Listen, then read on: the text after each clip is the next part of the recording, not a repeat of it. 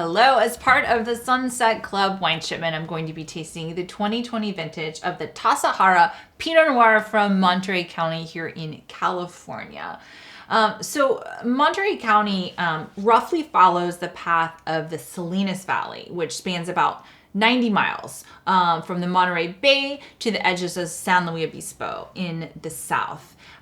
Fun facts, this was really known as an agricultural area for a long time before wine. It also is the setting for some Steinbeck novels like East of Eden and Of Mice and Men.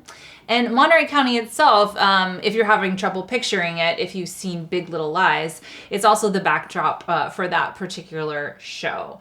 Now, Tassajara is named for a hot springs there of the same name, which the Native Americans were known for, to go there for greater spiritual energy that they would gain from visiting. So we'll see how we feel after this wine.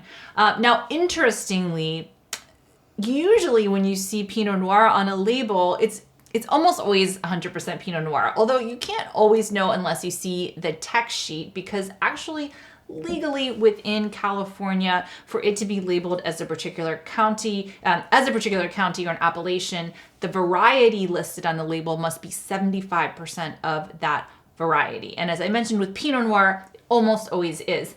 Not so in this case. This actually has a really interesting sort of smattering of a couple of other things. There's actually a little bit of Chardonnay in this bottle. Petit Syrah, Tannat, which is a grape often known for being from Uruguay, but not really known that very well in the United States. And then a little bit of Tempranillo, which you might know from Spain, particularly from Rioja, if you are a fan of that. So let's try this. Pretty pale in the glass, but a very sort of vibrant ruby color. Has a lot of sort of brambly fruit, kind of dark cherry, violets. There's definitely some fresh herbs here and a little bit of savoriness, almost like a tree bark note to it on the nose. And just a little bit of sort of white pepper.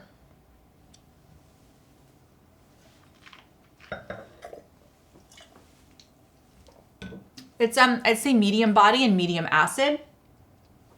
I feel get a little bit more body because there is some of those other varieties in here. This Tannat, the Tempranillo.